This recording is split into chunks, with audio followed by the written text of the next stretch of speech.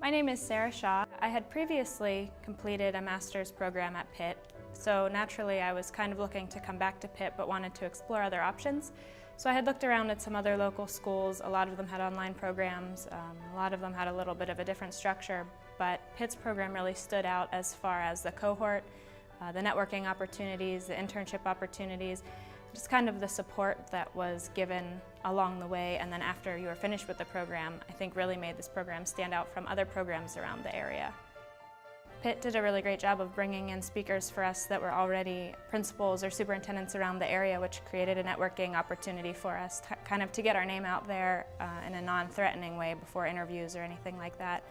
And then after the program, I had contacted Pitt again to kind of get re-involved in the networking scene, just because after we had finished the program, you kind of feel like, okay, now you're finished, now what? And I was fortunate enough to make some great contacts at Pitt, and they invited me to come to other events like conferences and seminars where I could mingle with other superintendents and principals along the way.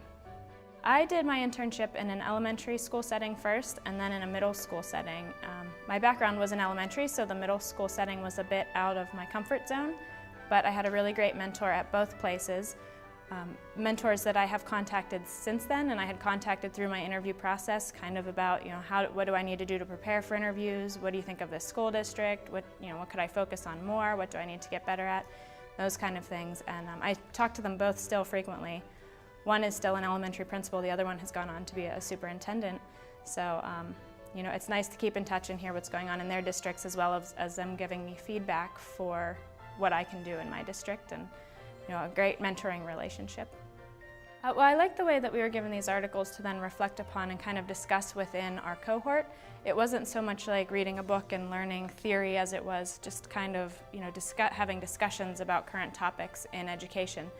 And the one class that I really benefited from was our positive behavior support section of our one class, because I was able to take that into my new district and work actually on setting up a program like that in our district, which we're ready to roll out next year. But that really gave me the foundation and the confidence in my first year to kind of, okay, this is what we need to do, and I already know how to do this because I had done it in a class that we had had in the program previously.